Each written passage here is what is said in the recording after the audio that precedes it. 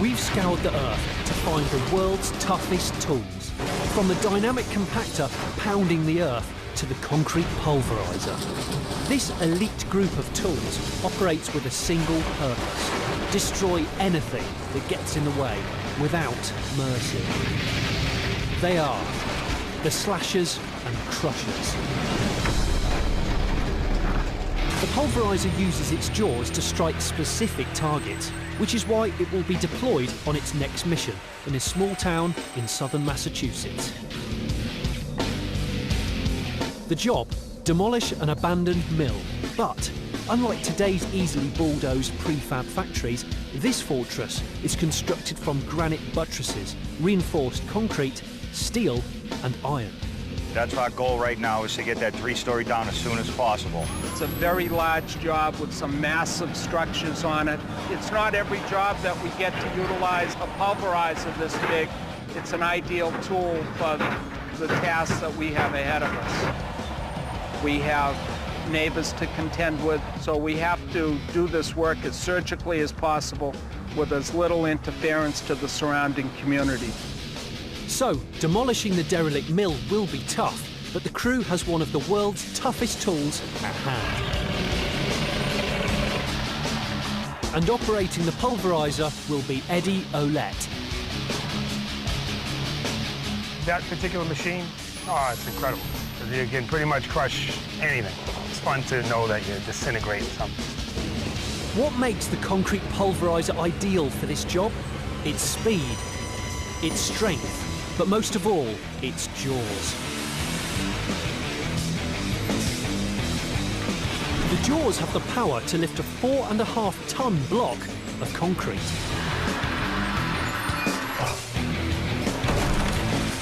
And the precision to drop it wherever it wants.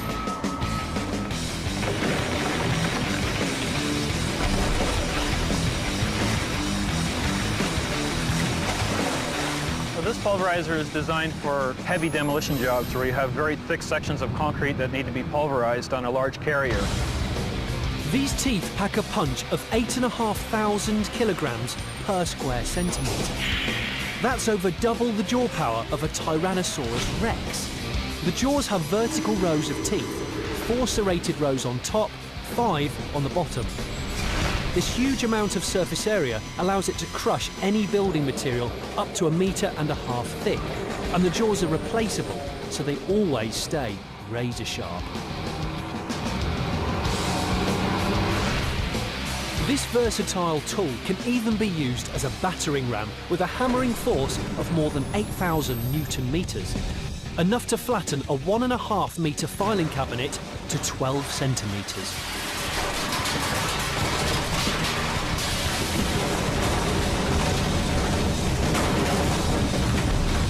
But to get the pulverizer going, it needs power.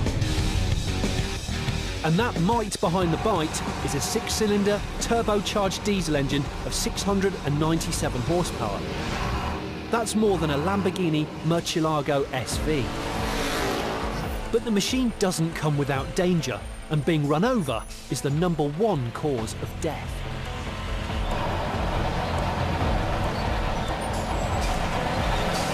With the machine as large as this is, the visibility is limited. You just have to be very careful what you do and where you move to. Somebody get behind you. You have to watch out for yourself as well as the people around you, because anything could happen. Today's first job is to crush debris from around the corner of the old mill. In the past, this debris would have been loaded into trucks and taken off to a landfill site. And this is not the cheap option, as the demolition companies have to pay dumping fees. We can't afford to bring stuff to landfills. It's a fortune now to get rid of it. Landfills don't want the stuff. But the concrete pulverizer can turn this debris into cash. This is because its jaws can sort and load the materials, which can then be sold. And one person's trash is another person's treasure. The granite blocks are crushed and sold as hardcore. The wood, bricks and iron are sold as salvage. Our goal on a job is to come out at the end with 90% recycled. The concrete pulverizer quickly demolished the mill's wood framing and concrete foundation. Now it's up against a much tougher opponent, granite. Granite is primarily quartz and feldspar, two of the hardest minerals on Earth. To demonstrate just how formidable granite is, we're subjecting it to a hailstorm of 5mm bullets, which travel at 850 metres per second.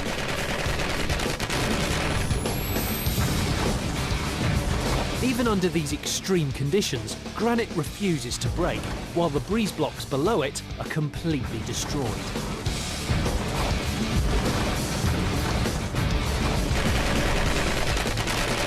After 8 direct hits, the granite is barely scratched. When the granite is subjected to a crushing force of 250,000 kilograms, the boulder doesn't stand a chance. The pulverizer can withstand that kind of force and not break itself because it's built with 7 types of heat-treated steel. The steel in this pulverizer is actually thicker and stronger than the upper hull structure in an M1 Abrams main battle tank.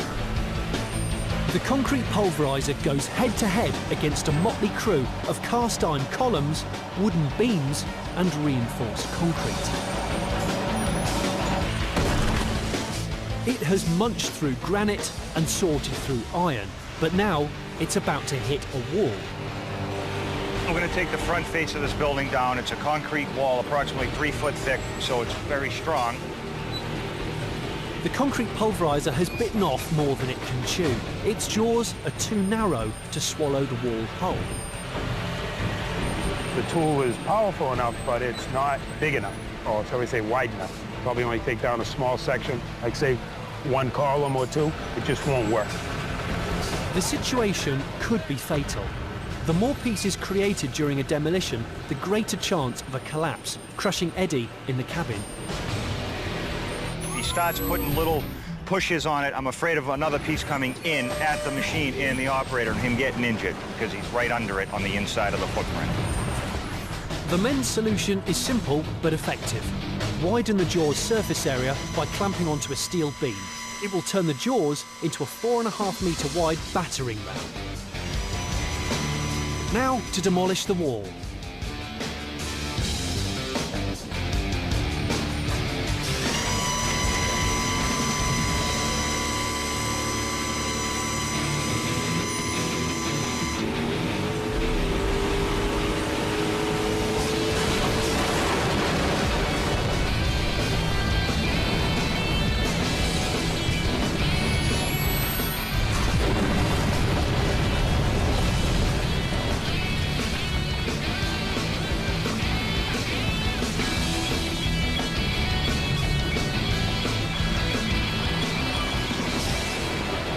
As the dust clears, we can see how successful the job is.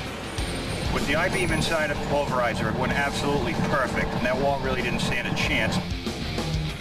The concrete pulverizer.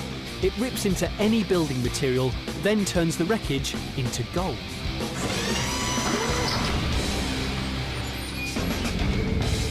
As the concrete pulverizer cleans up, just down the coast in Pennsylvania, a huge paperweight is beating the earth to a pulp.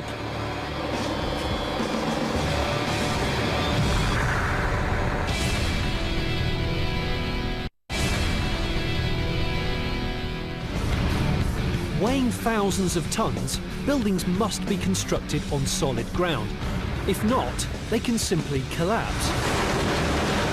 So, engineers have designed a specific tool to compact the soil to make it more stable. Meet the pounder. The process, deep dynamic compaction.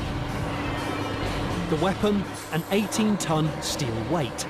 The concept is simple. Lift the weight 6 stories high and drop it. The result is crucial as the pounder increases the density and strength of the soil, thus creating the foundation to support the weight of the building. At over 16,000 kilograms, the pounder outweighs 6 US military Humvees. But without a machine to drive it, it's just an oversized paperweight. Its power, a 150-ton crawler crane. The job in store for today, to compact 7,000 square metres of soil until the ground can support a massive warehouse. Today we're improving an old municipal solid waste landfill because they want to put a large 500,000 square foot produce warehouse on it. And we're using dynamic compaction to improve bad ground. The job requires 2 cranes, and they're rolled out to begin the job. It looks easy just releasing the pounder from 18 metres, but requires expert timing.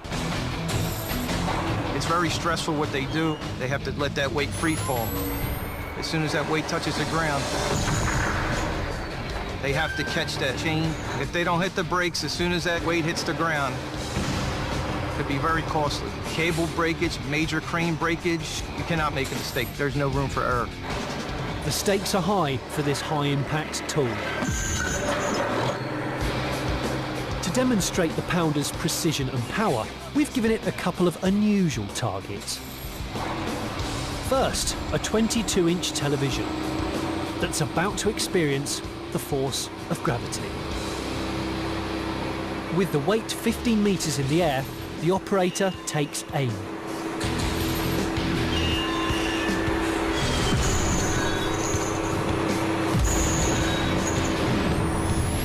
As the 16-ton pounder makes contact, the TV's plastic is sheared off and the glass screen is smashed. As the power cord and other debris become airborne, the pounder settles into the ground. When it's removed, all that's left is a flat-screen TV. 100% accuracy from 18 metres is impressive, but this is a tool that's all about power. To demonstrate, let's introduce Target 2, a 2,000 kilogram, fairly well-used family car.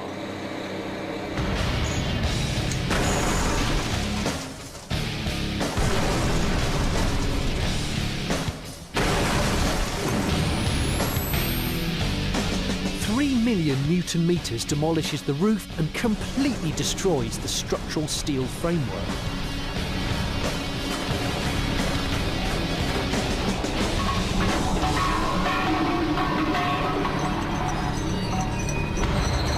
But the pounder's real impact takes place deep below the ground. We're trying to treat anywhere from 10 to 25 feet in depth from the ground surface. If the shock waves of the pounders don't reach deep enough underground, the land will be unsafe to build upon. To guarantee proper penetration, the crew must be accurate with every drop. They've done their homework. A computer-designed graph tells them exactly where to drop the pounders. If each grid mark is accurate, the shock waves at each impact point will spread and actually multiply the overall force.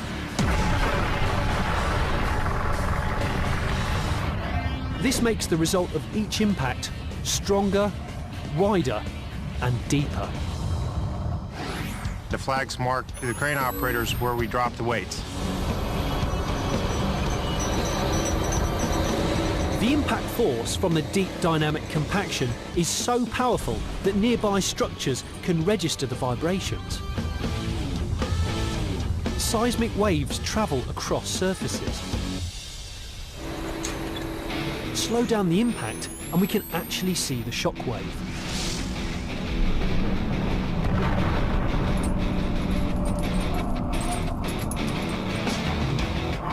They know where the smashing begins, but where does it end? Throughout the day, the crew uses a seismograph to measure vibrations generated by each drop. The seismograph is going to allow us to document whatever vibrations that we're producing, and so we know exactly what vibrations are leaving our site.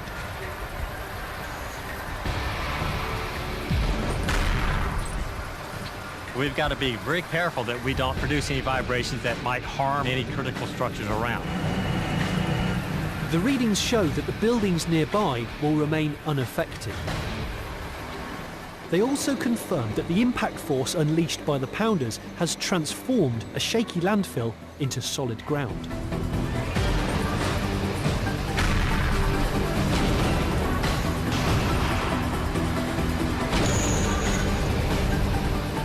They've actually made the Earth stronger. After a full day of relentless ground pounding, the job is complete. And the dynamic compaction pounders have proved their toughness and paved the way for a new food warehouse.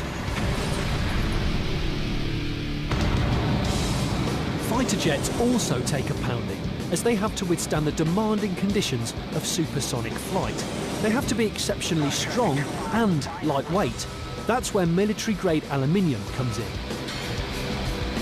And one tool trusted to forge this crucial material is at the Alcoa plant in Cleveland, Ohio, the 31,000-ton hydraulic forge press. Forging material is the process of smashing a block of solid aluminium into a desired shape. And to achieve military standards, Alcoa's press is built to do serious damage. This tool stands taller than a 10-story building. It's a heck of a press. Gets the job done. It's built using over 6,000 tons of steel, with a crushing force of 63 million tons of pressure. There's only 4 of these in our whole country, and we house 2 of the largest right here in Cleveland. Today, the forge press's job is to build components for the US Air Force. We're working on some large bulkheads. They're going to go in the JSF Joint Strike Fighter. A bulkhead is the primary structural support for the wing and engine compartment for the F-35, one of the fastest jet fighters in the world. One bulkhead can weigh over 2,000 kilograms and span 7 meters in length. The parts we forge physically hold the aircrafts together. First of all, the crew must prepare the die by lubricating it with oil and water. Otherwise, the aluminium workpiece will melt into the die. When the lubricant hits the aluminium that's been roasted to 370 degrees, the intense heat causes it to combust. In slow-mo, it becomes obvious why operating the forge press is such a dangerous job, but one worth doing because forged aluminium is 300% stronger. There's no margin for error. These F-35s will be someday maybe asked to be in deadly dogfights and must be able to withstand that type of pressure. Once the fire and brimstone subsides, the crew brings in the aluminium alloy block. After the lubrication process is complete, it goes into forging mode. The block's been heated to 370 degrees and is transported by a specialised arm that places the softened aluminium into the forging dies. The workpiece is in place. A flick of a switch by the operator breathes life into the massive tool. And this forge press can produce a huge force of over 3 million kilograms of pressure. It's all needed because it's up against one of the toughest alloys. To demonstrate how tough this military aluminium is, we've struck an ingot of it with a solid steel pickaxe. Because the aluminium is supercharged with copper, magnesium and zinc to boost its strength, 225 kilograms of force barely makes a dent. Different alloys of aluminum that we've developed are super strong and super lightweight. You wouldn't want to make a plane out of steel and take too much power to get off the ground. As the die is lowered towards the aluminium block, the stamping imprints are clearly seen.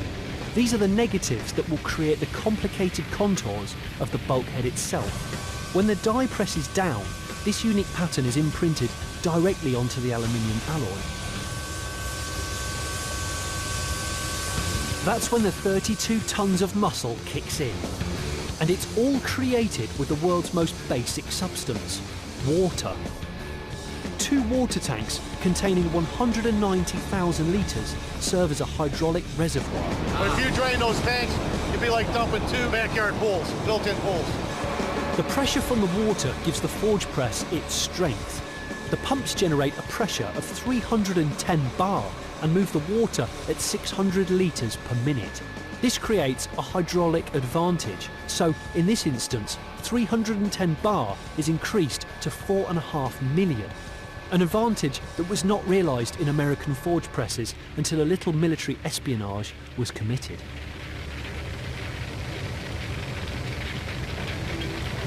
During World War II, Americans discovered high-strength aluminium in the German planes that had been shot down.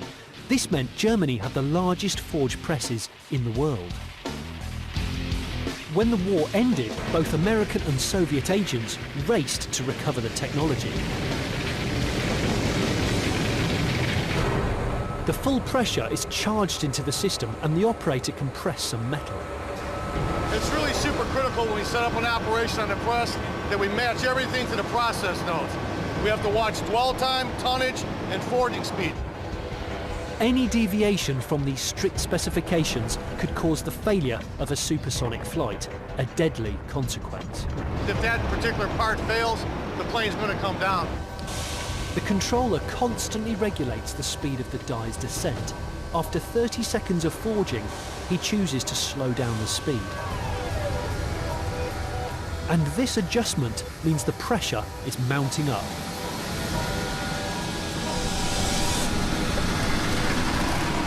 The 30-centimetre thick aluminium plate is crushed by 40%, as 15,000 kilograms of pressure clamps down on the aluminium. As the pressure extends deep into the metal, its structure begins to change. The aluminium atoms begin to roll over each other into new, stronger positions. The metal is permanently changed, and in this instance, a 2,250 kilogram bulkhead is formed in a short 1 minute and 13 seconds. The precision and strength of the material that we forge through this is one of the key characteristics in building an aircraft or a military vehicle. Finally, the manipulators move in to retrieve the forged aluminium. Air forces will always demand strong, lightweight aluminium. I've been here for a long time, and the one thing I have to say is this very large press is one ticking machine. The hydraulic forge press is one of the world's toughest tools. As another plane begins to take shape, in New Jersey, 140 cubic meters of rock is getting crushed by a 35-ton rock saw.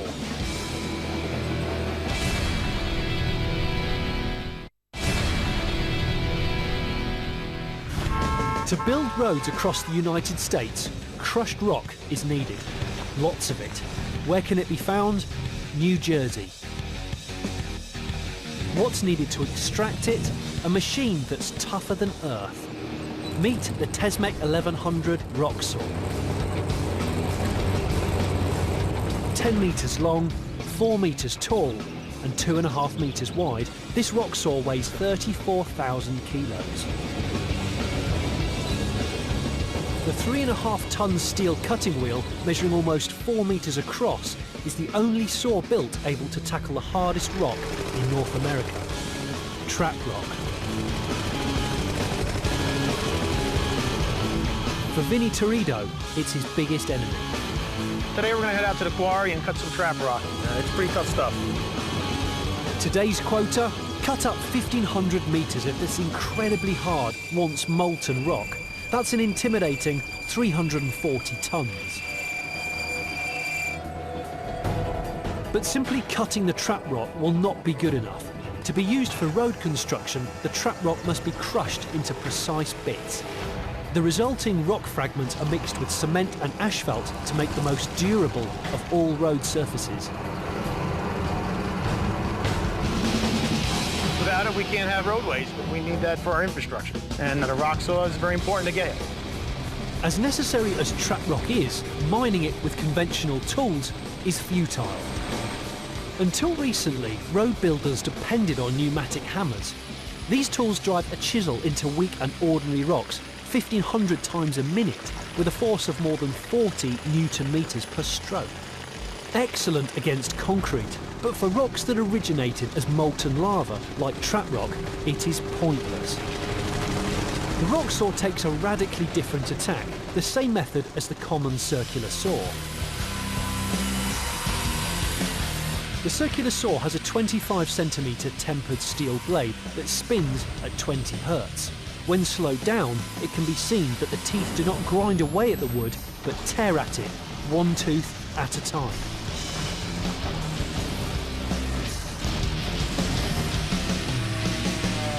The rock saw does the same to the trap rock, but at a much higher rate. Its wheel has 100 teeth biting into the quarry floor 2,100 times per minute.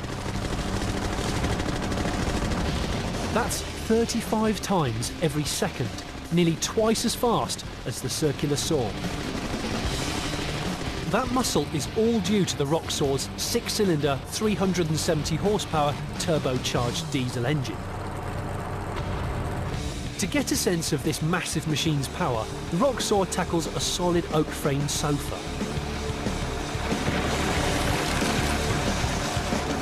It devours the couch in 4 seconds. When the video is slowed down, the blade's 17,600 Newton meters of downforce just eat the sofa for lunch.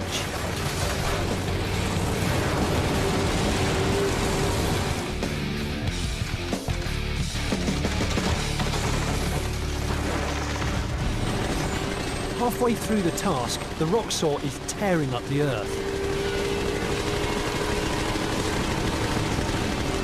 Vinny keeps the tool at full throttle to continue the battle. When a common saw tries to cut through trap rock, it doesn't make a scratch. But hardness isn't its only attribute. The rock has a unique structure that makes it even tougher to cut.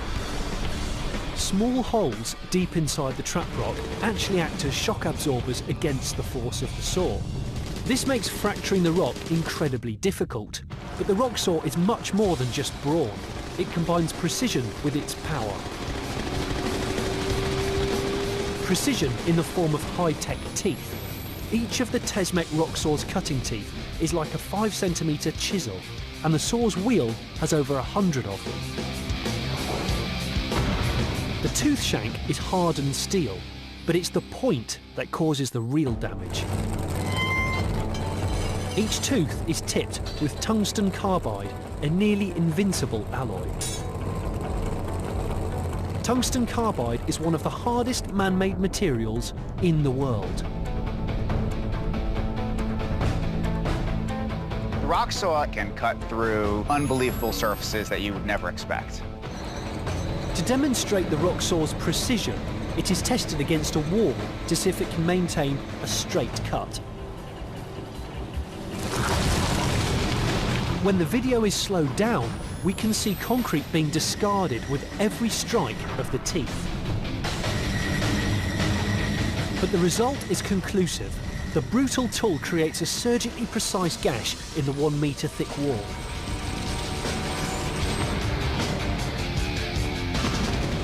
In the quarry, the day's about done, and the rock saw's crew is digging up the last few meters of trap rock. Their quota accomplished.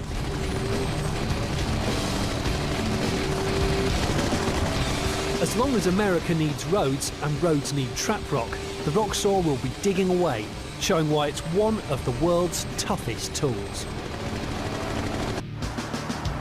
In the US, to keep up with energy demands, worthless railway sleepers and telegraph poles are burned to produce electricity. And a timber mill in Fleetwood, Pennsylvania has piles of untapped energy. As well as 2 giant wood-eating machines that can grind them up. The wood hog and the tub grinder. Weighing in at 45,000 kilos, the wood hog is a heavyweight that reduces massive telegraph poles and railway sleepers into small chunks of wood. While its partner, the tub grinder, beats what's left into a pulp. The 45-ton tub grinder can hold over 14 cubic metres of wood in its massive 4.5-metre belly. Well, I'll tell you what, they're about two of the baddest pieces of equipment on the market. The two work together, shredding the wood they're fed.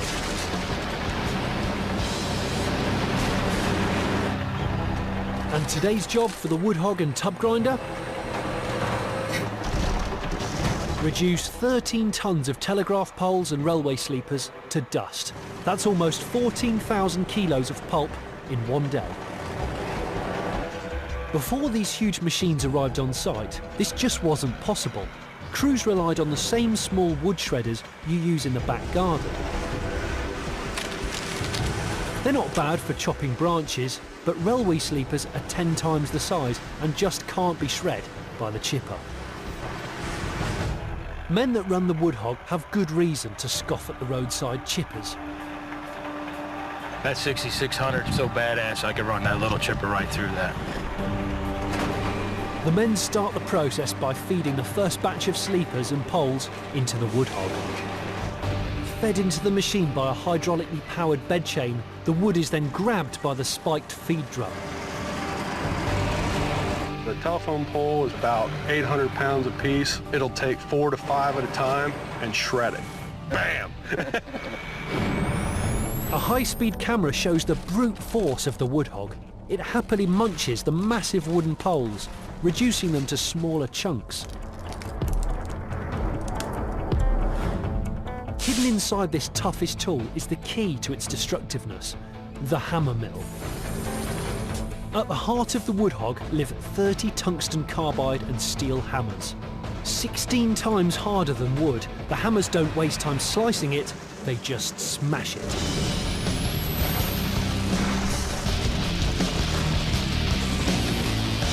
The hammers need to be tough, as the telegraph poles are littered with steel spikes and plates, objects that would destroy the blades of normal cutting tools.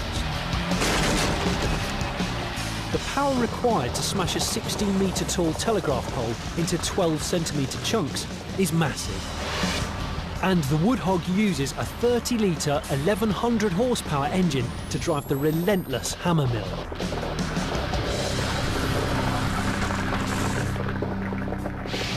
In no time, the wood hog has reduced the first batch of today's telegraph poles to firewood. The next stage, transfer the chunks of wood to its partner in crime, the tub grinder. But before the tub grinder can get to work, the steel and spikes left by the wood hog have to be removed, or they could destroy the tub grinder. You could lose a tip, you know, bust a holder up. The solution? A big magnet. As the smaller chunks make their way out of the wood hog, the tub grinder scans the conveyor with an electromagnet. Any chunks of wood that contain embedded steel are snatched away. The more metal you run through it, the more breakdowns you're going to have. Once the wood is sorted, the 45,000 kilo tub grinder gets to do its job: pulverise. It is the biggest and baddest thing I've ever seen, and it can remove a lot of material very fast.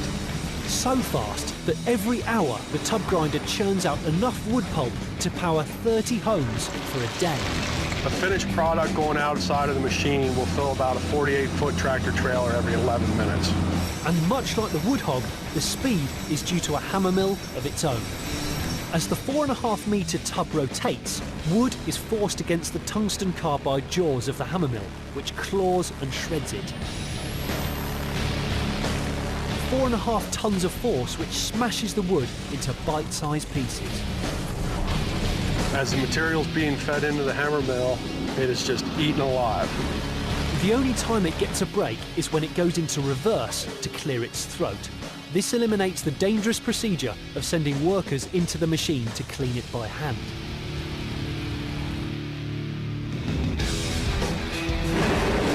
The wood hog and the tub grinder have exceeded the day's target.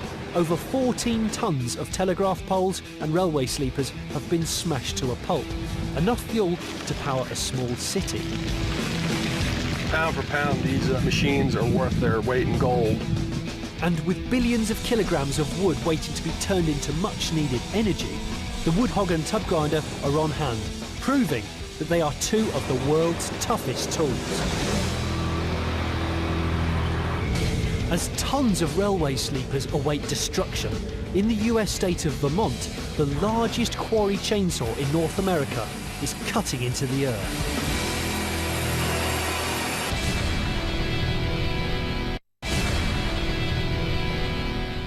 Deep underground in a Vermont quarry, USA, is a prized building material, marble.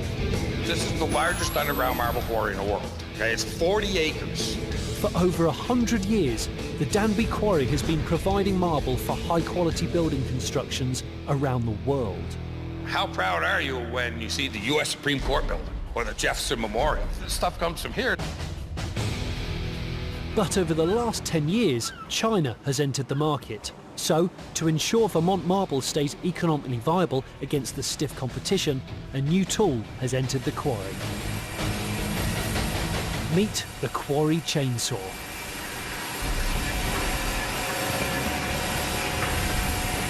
The quarry chainsaw, also known as the gallery saw, was built to carve multi-ton blocks of marble out of the earth. Its cutting arm can rotate 360 degrees from vertical to horizontal and back again. The result? Perfectly measured cubes of pure marble.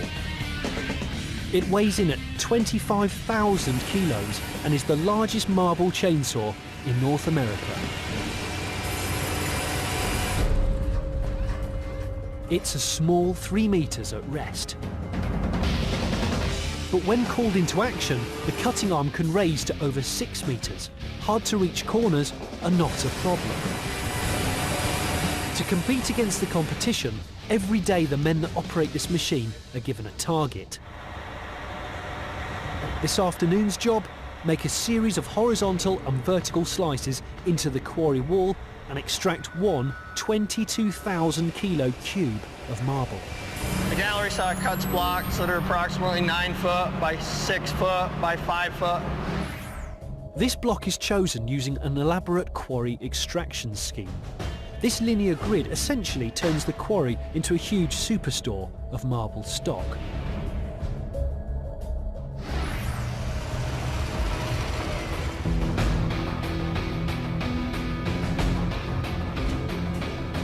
As the powerful machine approaches the wall, it is evident that the designers enlarged a tried and tested tool. The chainsaw uses a 35cm cutting chain that rides on gear-like teeth. This constant rotation of the cutting blades make it seem like it's slicing through the wood. But when the video is slowed down, we see the chain actually digs its way into the wood. While the blades cut the wood, they also excavate the dust and debris, clearing a path to keep digging further. The quarry chainsaw uses the same principles. It just requires a lot more muscle to cut through a material as tough as marble. Marble is a dense material and is also very dangerous to mine. A 36-kilo chunk of marble falling from a height of almost 2 meters creates more than enough force to crush a human skull. Slowing down the footage, it becomes clear that the marble would instantly kill the worker. To further illustrate the power of marble, we've placed a camera 90 meters from one of the many blocks in the mine.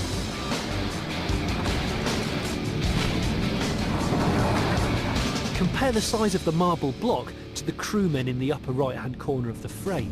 When the block is knocked over, the result is explosive. Slowing the video down, we can see the impact launches fist-sized rocks towards the camera positioned 90 meters away. These dangerous projectiles are common in the marble quarry.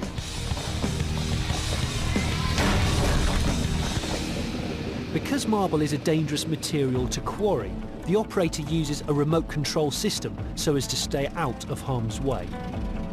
The gallery saw is moved with just a simple remote control box. It's like playing Nintendo. You're talking about a 25-ton machine here that you can move with your pinky. The chainsaw slices into the wall. The operator guides the cutter horizontally, then prepares to change direction. The power of the chainsaw easily cuts through the marble. But in this region of the quarry, the chainsaw has more than marble to contend with. As they continue cutting, they confront a tougher enemy, quartz. Quartz hides throughout the marble in tight crystalline veins. If the saw blade hits these quartz veins, it could destroy the very expensive blade system. When you get into a harder material, you don't want the chain of the sawhead blade to start chattering. To prevent the problem, the machine designers took this into account when developing the saw's cutting blades. The saw runs at just 52 revolutions per minute, but its cutting blades are positioned at different angles. This angle is referred to as the kerf. The greater the angle, the greater the kerf. This angular structure allows the incision to be larger than the saw blade itself, which prevents binding when it hits the harder materials. The chain on the cutter also beats quartz when it comes to hardness. It's made of the hardest substance on Earth. We use the polycrystalline diamond. It's just a synthetic diamond, not the woman's best friend and all that kind of stuff. This diamond compound has been applied to the cutting tooth in layers, so as the outer layer of diamond crystals wear away, a new layer of sharp crystals are revealed. This two-pronged attack keeps the quarry chainsaw working even when faced with unpredictable materials found in the quarry wall. The cut is complete. A forklift starts the removal process. This top-quality marble will be milled and then shipped around the world. The gallery saw is a real badass new tool. To keep up with global competitors in the construction industry, these US quarrymen depend on the power and agility of the quarry chainsaw. One of the world's toughest tools.